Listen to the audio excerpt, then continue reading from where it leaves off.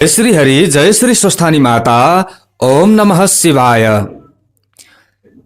विक्रम सम्वत 2081 सालको श्री स्वस्थानी महापर्वको यो अत्यन्त पावन समयमा हजुरहरु समक्षमा हामीले माघ महात्म्यले शहीद भएको श्री स्वस्थानी व्रत कथा, श्री स्वस्थानी महिमा ओम टिभी नेपाल युट्युब च्यानलबाट राखिरहेका छौं। हजुरहरुले दुईवटै ओम टिभी नेपाल युट्युब च्यानलमा बिहान बेलुकाको समयमा व्रत कथालाई श्रवण गरिराख्नु भएको छ। आज हामी आजको नयाँ अध्याय, नयाँ भाग 14 मा उपस्थित भइसकेका छौं। हजुरहरु सबैका मनोकामना पूर्ण होस्, उनै भगवती श्री स्वस्थानी परमेश्वरीको कृपा आशीर्वाद प्राप्ति होस्। हामी यही कामना, यही प्रार्थना गरिरहेका छौं र गरि नै रहनेछौं। सबैको हित हामीले चितायौं भने आफूलाई पनि राम्रो हुन्छ। हामीले यो उदार हृदय लिएर अगाडि बढ्नुपर्ने हुन्छ। हजुरहरुले श्रद्धा भक्तिका साथमा कथा श्रवण गर्नुहोला। आउनुहोस् सर्वप्रथम ध्यान गरौं। ओम यं ब्रह्मा वरुणेन्द्र रुद्र मरुतः स्तुन्वन्ति दिव्यैः स्तवैर् वेदैः साङ्गपदक्रमोपनिषदैर् गायन्ति यं सामगः। ध्यानावस्थित तद्गतेन मनसा पश्यन्ति यं योगिनो यस्यान्तं न विदुः सुरासुरगणा देवाय तस्मै नमः। श्रीमच्चन्दन चर्चितोज्ज्वलवपुः शुक्लाम्बरा मल्लिका मालालंकृत कुंडला प्रविलसन मुक्तावली शोभिता सर्वज्ञान निदान पुस्तकधरा रुद्राक्षमालाकरा वाग्देवी वदनाम्बुजे वसतु मे त्रैलोक्य माता चिरम्। मूकं करोति वाचालं पंगुं लंघयते गिरिं यत्कृपातमहं वन्दे परमानन्दमाधवम्। नमो भगवते तस्मै व्यासायामित तेजसे यस्य प्रसादाद् वक्ष्यामि नारायण कथामिमाम्। नारायणं नमस्कृत्य नरं चैव नरोत्तमं देवीं सरस्वतीं व्यासं ततो जयमुदीरयेत्। ओम श्री स्वस्थानी भगवत्यै नमः। ओम श्री गणेशाय नमः। ओम श्री सरस्वत्यै नमः। ओम श्री स्वस्थानी परमेश्वर्यै नमः। हजुरहरुले 13 अध्यायमा कथा श्रवण गर्नुभयो। उनै भगवती पार्वतीले श्री स्वस्थानीको व्रत बस्नुभयो। इन्द्रले कामदेवलाई श्री महादेवमा काम, क्रोध, लोभ, वासना ल्याउने काम गराउनका लागि आदेश दिए। कामदेव पनि गए भगवान श्री महादेवको तपस्यालाई भंग गर्नका लागि। तर भगवान श्री महादेवको दृष्टि मात्रले कामदेव जलेर भस्म भए। भगवान श्री महादेवले पार्वतीलाई दर्शन दिनुभयो अनि भगवान श्री महादेव र पार्वतीको विवाह भएको कथा प्रसंग हजुरहरुले 13 अध्यायमा श्रवण गर्नुभयो। अब 14 अध्यायमा अत्यन्त दिव्य पावन कथा प्रसंग रहनेछ। हजुरहरुले श्रवण गर्नुहोला। अथ चतुर्दशोऽध्यायः। कुमारजी आज्ञा गर्नुहुन्छ हे अगस्त्य मुनि। त्यसपछि पार्वतीले श्री स्वस्थानी परमेश्वरीको प्रसाद 8 रोटी, 8 अक्षता, 8 बेली पुष्प, 8 पान, 8 कुडका सुपारी सगुन समेत हे स्वामी, अब मेरो तपस्या पूर्ण भयो। बालक कालदेखि हजुरलाई नै पति पाऊँ भनी धाइरहेकी थिएँ। बल्ल इच्छा पूर्ण भयो यति भनी भगवान श्री महादेवका हातमा प्रसाद दिई साष्टाङ्ग प्रणाम गर्नुभयो र भन्नुहुन्छ, हे आदि पुरुष, श्री स्वस्थानी परमेश्वरीको व्रतको प्रभावले मैले हजुर जस्ता स्वामी पाएँ। म अझ अरू केही बिन्ती गर्दछु। हे प्रभु, यो संसारमा कोही दरिद्र छन्, कोही दुखी छन्, कोही पापी पनि छन्, कसैका स्त्री छैनन्, कसैका पुरुष छैनन्। अतः यो व्रत प्रकाश गरिदिन पाए त्यस्ता सबैको कल्याण हुनेछ। यति पार्वतीले भनेको सुनि भगवान श्री महादेवले आज्ञा गर्नुहुन्छ। भगवान श्री महादेवले भन्नुहुन्छ, हे प्रिय, तिमी धन्य रहिछौ। संसारका दुखी दरिद्री प्रति तिम्रो मनमा यस्तो दया रहेछ। अब यसको उपाय सुन। पहिले अश्वत्थामा ऋषिहरूलाई डाक्न पठाऊ र डाक्न पठाई उनलाई रसातल पातालमा पठाऊ। त्यहाँ उनले यो व्रत प्रकाश गरिदिनेछन्। यति श्री महादेवले आज्ञा भएपछि अथवा श्री महादेवले आज्ञा गरेपछि पार्वतीले अश्वत्थामा ऋषिलाई डाक्न पठाउनु भयो र उनी आएपछि, यानी कि उनै अश्वत्थामा ऋषि आइसकेपछि शिव उनै भगवान भोलेनाथ र पार्वतीलाई प्रणाम गरेर भन्न लाग्दछन्, हे भवानी शंकर, मलाई के कामले डाक्नु भयो यति भनी सोधे। अनि पार्वतीले आज्ञा गर्नुहुन्छ। उनै माता पार्वतीले भन्नुहुन्छ, हे अश्वत्थामा, तिमी अब रसातल पातालमा जाऊ र त्यहाँ जो दुखी छन्, जो दरिद्र छन्, जो पापी छन्, जसका स्त्री छैनन् र जसका सन्तान छैनन्, तिनलाई यस्तो विधिले व्रत गराऊ भनी आफूलाई भगवान श्री हरि विष्णुले उपदेश गरे झैं सारा व्रत विधि बताउनु भयो र पातल जाने विधा दिनुभयो। पार्वतीको आज्ञा सुनि अश्वत्थामा ऋषिले भगवान भोलेनाथ, भगवान शिव पार्वतीलाई प्रणाम गरे र प्रणाम गरी रसातल पातालमा गए। हे अगस्त्य मुनि, त्यसपछि एक दिन भगवान श्री महादेवले यी पार्वती कत्तिकी बाठी रहेछन् जाँच गर्नु पर्यो भनेर यो विचार गर्नुभयो। यति भनी आफू कसैले नदेख्ने स्थानमा लुक्न जानुभयो। भगवान श्री महादेवलाई नदेखि पार्वतीले त्यो समयमा यताउता खोज्दै गइन्, तर कहीँ पनि पाउन सकिनन्। अनि चित्त आकुल गरी कता जानुभयो होला भन्दै अनेक स्थानमा खोज्दा लुकिरहेका भगवान श्री महादेवलाई भेट्टाएर भनिन्, हे स्वामी, हजुर किन मलाई छली लुक्न जानुभयो? म राम्री भइन कि हजुरको मन परिन कि मलाई किन छाडेर अन्त जानुभयो? पार्वतीले त्यसरी भनेको सुनि भगवान श्री महादेवले केही पनि उत्तर नदिई, केही पनि नबोली मनमनै भन्न लाग्नुभयो, यी पार्वतीले मलाई यसै छाड्ने भइनन्। अब म रूप फेरेर अर्कै रूप धारण गरी वन विहार गर्न जान्छु। यदि यस्तो निश्चय गर्नुभयो, अब म वन विहार गर्न जान्छु भन्ने निश्चय गरी अन्तर्धान भएर श्लेष्मान्तक वनमा किरातीको रूप धारण गरी शिकार खेल्दै हिँड्न लाग्नुभयो। को भगवान श्री महादेवले किरातीको रूप धारण गर्नुभयो। पार्वतीले फेरि श्री महादेवलाई देखिनन् र मनमनै दुःख मान्न लागिन्। मनमनै दुःख मानी यसरी महादेवले मलाई किन छल्नुभयो भन्ने शंका गरी ध्यान दृष्टिले विचार गर्दा भगवान श्री महादेवले किरातीको रूप धारण गरेर श्लेष्मान्तक वनमा शिकार खेल्दै हिँडेको थाहा पाइन् र भगवान श्री महादेवलाई झुक्क्याउनका लागि अत्यन्त राम्री आफू पनि किरातिनीको रूप धारण गरी अनेक हाउभाउ कटाक्षले युक्त भएर श्लेष्मान्तक वनमा पुगे।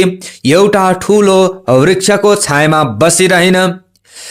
केही बेरपछि भगवान श्री महादेव पनि डुल्दै डुल्दै त्यही आइपुग्नु भयो र किराँतिनी रूप पार्वतीलाई त्यहाँ बसिरहेकी देखेर तिनको रूपमा मोहित भएर सोध्नुभयो, हे सुन्दरी, तिमी को हौ? देवकन्या हौ कि यक्ष कन्या हौ, नागकन्या हौ कि स्वर्ग की अप्सरा हौ? मैले देख्दा त तिमी जस्ती सुन्दरी यस संसारमा हुन दुर्लभ छ। एक्लै यस्तो वनमा आएर किन बसिरहेकी? तिमीलाई डर पनि लाग्दैन कि यो भयंकर वनमा जंगली जन्तु, बाघ, हात्ती आदिको पनि कति भय नमानी निर्धक्कसित किन बसिरहेकी छौ? यति किराती रूप श्री महादेवले आज्ञा भएको सुनि पार्वतीले श्री महादेव यिनै हुन् भन्ने चिनेर मनमनै दण्डवत प्रणाम गरिन्। त्यसै बेला भगवान श्री महादेव कस्तो रूपमा आउनु भएको थियो भने बायाँ हातमा धनुष र दाहिने हातमा त्रिशूल लिएका, काँधमा सर राख्ने ठोक्रो भिरेका, नागका गहना लगाएका, देख्दैमा डर लाग्दो मूर्ति भएका त्यस्ता किराती रूप भगवान श्री महादेव सित पार्वतीले भन्दछिन्। पार्वतीले बिन्ती गर्नुहुन्छ, हे किरात, म यहाँ बसेको धेरै दिन भयो। किराँतिनी हुनाले वन जन्तुको डर पनि लाग्दैन। म यहाँ तपस्या गरेर बसेकी छु। यस्तै प्रकारले दुवै दम्पतिको परस्पर कुरा गर्दा गर्दै साँझ पर्यो र किराती रूप श्री महादेवले भन्नुभयो, हे सुन्दरी, तिमी पनि एक्लै रहिछौ, म पनि एक्लै छु। आज हामी दुवै यही बास बसौं। भगवान श्री महादेवको यस्तो वचन सुनि पार्वतीले भन्दछिन्, हे किरात, तिमी लोग्ने मानिस, म स्वास्नी मानिस। यस्तो जंगलका बीचमा एक्लै अरू कोही नभएको स्थानमा कसरी एकै ठाउँमा बास बसौं? फेरि पुरुष जातिको मनमा धर्म हुँदैन। राम्री स्त्री देखेपछि माता पिता घरद्वार सबै बिर्सन्छन्। तसर्थ एकै ठाउँमा बास नबसौं, यो कुरा नगर। यति किराँतिनी रूप पार्वतीले भनेको सुनि किराती रूप श्री महादेवले भन्नुहुन्छ, हे सुन्दरी, यस कुरामा तिमीले शंका नगर भन्नुभयो र दुवै स्त्री पुरुष त्यही वृक्ष मुनि बास बसे।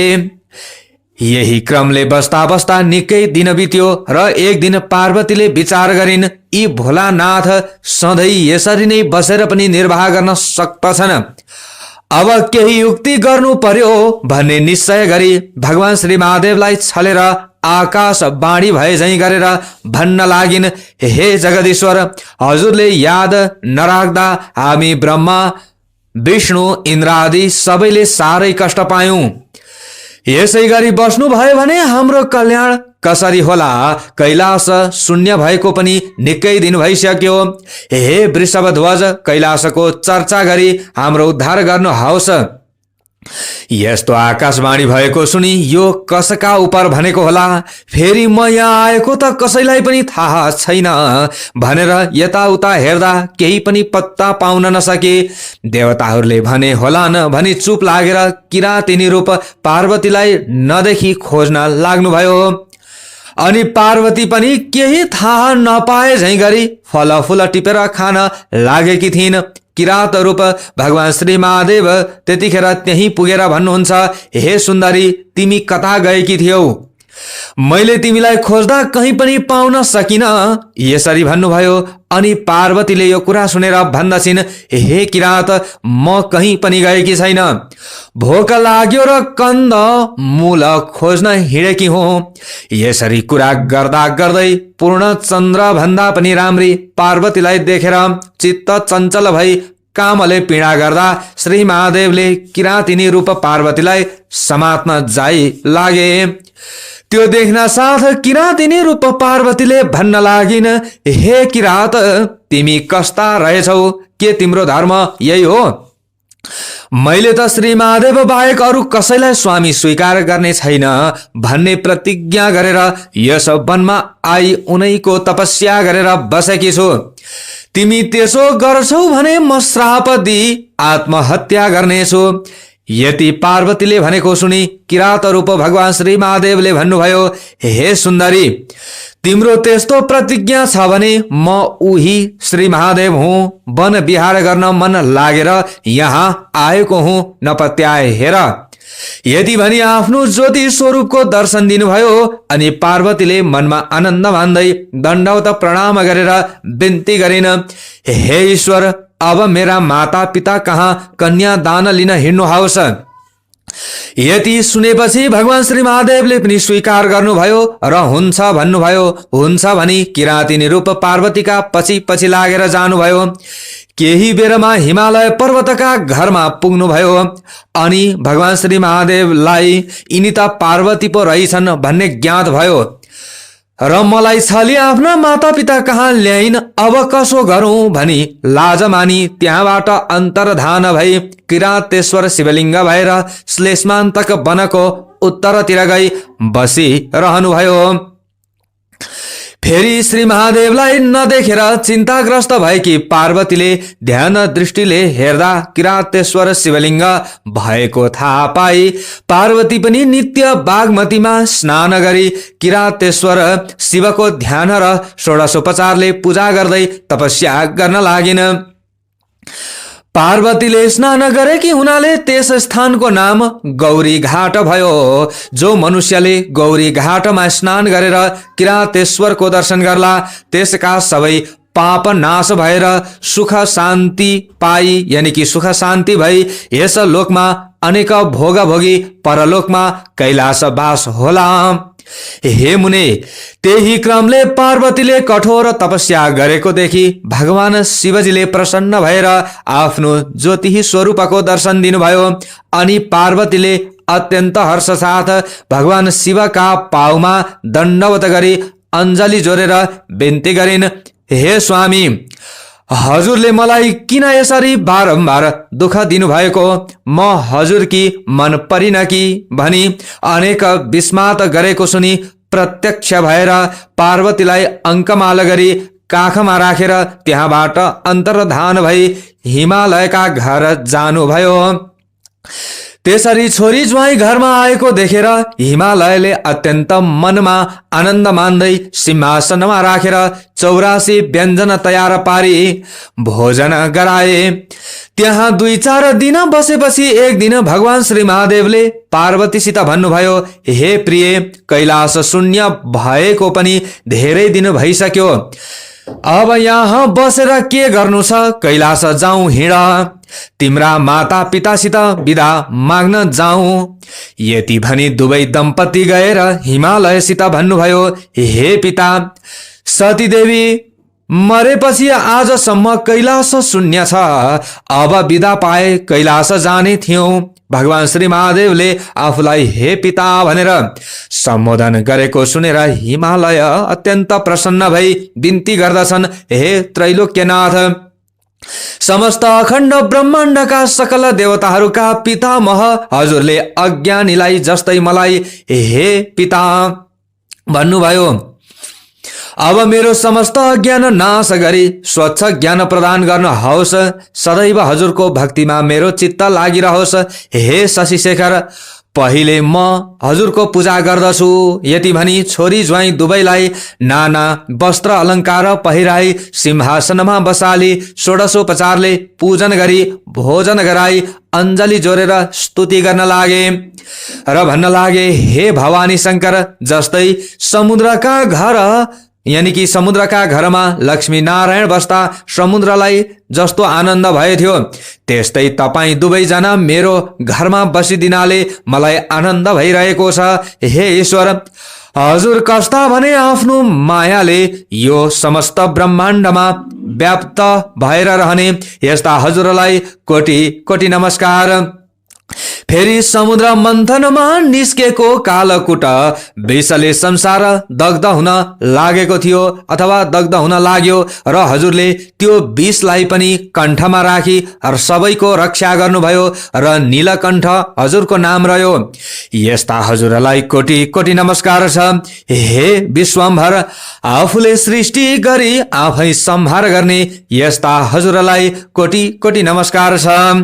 हे परब्रह्म, त्रिपुरासुर दैत्यलाई मार्दा हजुरको रथका अवयवहरू कस्ता थिए भने पृथ्वी नै रथ, 4 वेद रथका 4 घोडा, चन्द्र सूर्य रथका पाङ्रा ब्रह्मा सारथी सुमेरु पर्वत धनु शेषनाग ताँदो र विष्णु भगवान बाण गरेर मार्ने यस्ता हजुरलाई कोटी कोटी नमस्कार छ। हे युगनायक ब्रह्मा पनि तपाईँ, स्थावर जङ्गम पनि तपाईँ, यमका यम पनि तपाईँ, नारायण पनि तपाईँ, सत्व रज तम त्रिगुण पनि तपाईँ, जीवन र मृत्यु पनि तपाईँ, देवताका देवता पनि तपाईँ, अनाथका नाथ पनि तपाईँ, विश्वरूप पनि तपाईँ, अष्टवसु र द्वादश आदित्य पनि तपाईँ, दिक्पाल पनि तपाईँ, सम्पूर्ण ब्रह्माण्डका प्राणीको हृदयमा बसी पाप पुण्यका साक्षी भइरहेका पनि तपाईँ। हे शम्भो हजुरको महिमा वर्णन गर्न शेष नाग र सरस्वती र ब्रह्माजीले पनि नसकेको मैले कसरी सक्नेछु र? यसरी हिमालय पर्वतले स्तुति गरेको सुनि भगवान श्री महादेव अत्यन्त प्रसन्न हुनुभयो र प्रसन्न भएर हँसिलो मुख पारी भन्नुहुन्छ, हे गिरिराज तिम्रो श्रद्धा भक्ति देखेर म अत्यन्त प्रसन्न भएँ। सदैव मेरो भक्तिमा चित्त लगाई अन्त्यमा कैलाश पद प्राप्त गरे। अब हामी जान्छौं। यति भनी हिमालय पर्वत र मेनकासित विदा भई साँढेमा चढेर पार्वतीलाई काखमा लिई कैलाश पर्वतमा गएर प्रमथ गण सहित भई आनन्दले रहँदा भए। अब अन्तिमको पुष्पाञ्जली श्रवण गर्नुहोला। इति श्री स्कंद पुराणे केदार खंडे माघ महात्म्ये कुमार अगस्त्य संवादे श्री स्वस्थानी परमेश्वर्या व्रत कथायां शिवा पार्वती कैलास प्रवेशो नाम चतुर्दशोऽध्यायः। ओम उपनयतु मंगलम वह सकल जगन मंगलालय श्रीमान दिनकर किरण निबोधित नवनलिन दल निभेक्षण कृष्ण काले वर्षतु पर्जन्यः पृथिवी सस्यशालिनी देशोऽयं क्षोभरहितो ब्राह्मणः सन्तु निर्भयाः अपुत्रः पुत्रिणः सन्तु पुत्रिणः सन्तु पौत्रिणः निर्धनः सधनः सन्तु जीवन्तु शरदां शतम् तत्रैव गंगा यमुना च तत्र गोदावरी सिन्धु सरस्वती च तीर्थानि सर्वाणि वसन्ति तत्र यत्राच्युतोदार कथा प्रसंगः या कुन्देन्दु तुषारहार धवला या शुभ्रवस्त्रावृता या वीणावरदण्ड मंडितकरा या श्वेत पद्मासना या ब्रह्माच्युत शंकर प्रभृतिर्देवैः सदा वंदिता सा मां पातु सरस्वती भगवती निःशेषजाड्यापहा कायेन वाचा मनसेन्द्रियैर्वा बुद्ध्यात्मना वा प्रकृति स्वभावात् करोमि यद्यत् सकलं परस्मै नारायणायेति समर्पये तत्। ओम श्री स्वस्थानी परमेश्वर्यै नमः।